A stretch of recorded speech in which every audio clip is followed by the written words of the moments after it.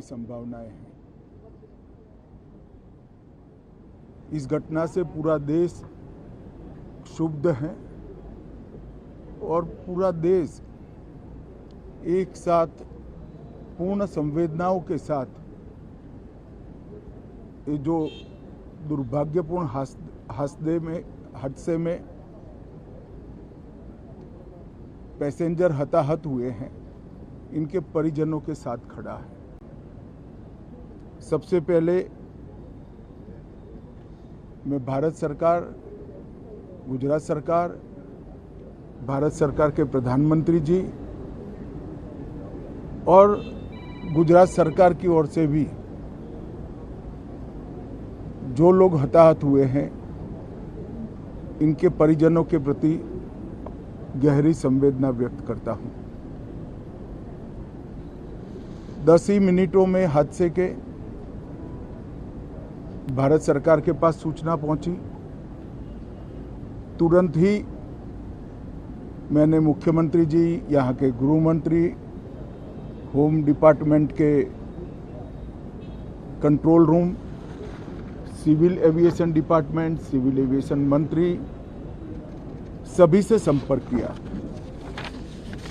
प्रधानमंत्री जी का भी तुरंत ही फोन आ गया और भारत सरकार और गुजरात सरकार के सभी डिपार्टमेंट एक साथ होकर राहत और बचाव कार्य में लगे। इस विमान में कुल मिलाकर 230 यात्री देश के और विदेश के और 12 क्रू मेंबर सवार थे। इसमें से एक यात्री का बचने का अच्छा समाचार मिला है, मैं उनको मिलकर आया हूं। मृत्यु का आंकड़ा तो डीएनए परीक्षण और यात्रियों की पहचान के बाद ही अथॉरिटी अधिकृत रूप से घोषित करेगी, मगर जो यात्री बचा है उसको मैं मिलकर आया हूं। घटना के तुरंत बाद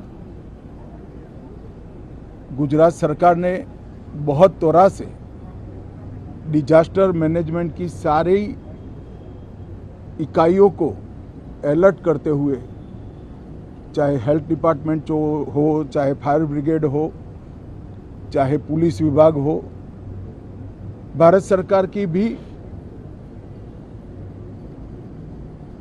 सीएपीएफ को संपर्क कर सभी ने एक साथ मिलकर राहत और बचाव का कार्य चालू किया। मगर 1.25 लाख लीटर ईंधन विमान के अंदर ही था और लगभग गर्मी, तापमान इतना ऊंचा हो गया कि किसी को बचाने की मौका ही नहीं मिला। अब मैं घटना स्थान पर भी जाकर आया हूं। सारे यात्रियों के मृतदेह को बाहर निकालने का काम लगभग समाप्त हो चुका है। जितने यात्रियों के परिजन यहां पहुंच चुके हैं, वो सबका डीएनए लेने की कार्यवाही भी 2-3 घंटों में समाप्त हो जाएगी।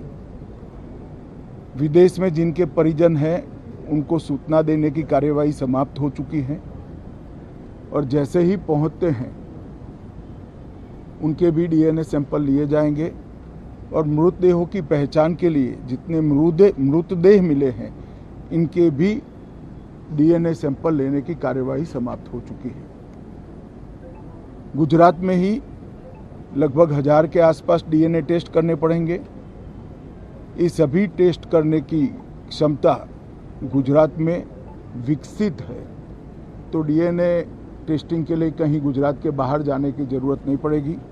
गुजरात की एफएसएल और नेशनल फॉरेंसिक साइंस यूनिवर्सिटी दोनों मिलकर कम से कम समय में डीएनए का परीक्षण पूरा करने के बाद परिवारजनों को अपना मृतदेह परिजन का मृतदेह सौंपने का काम करेंगे।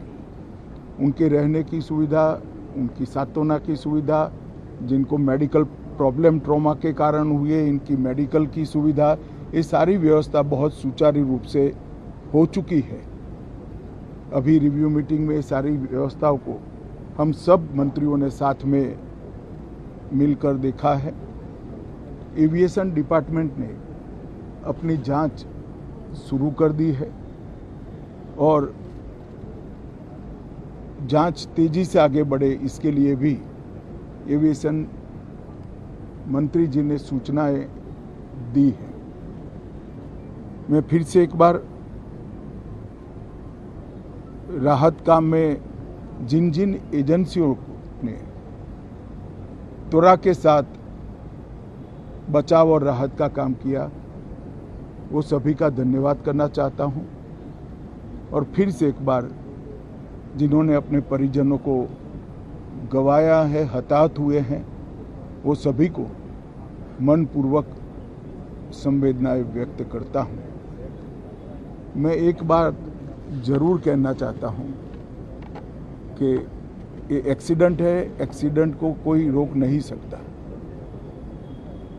परंतु 365 दिन 24 घंटा इस तरह की घटना के लिए प्रशासन का जो अलर्टनेस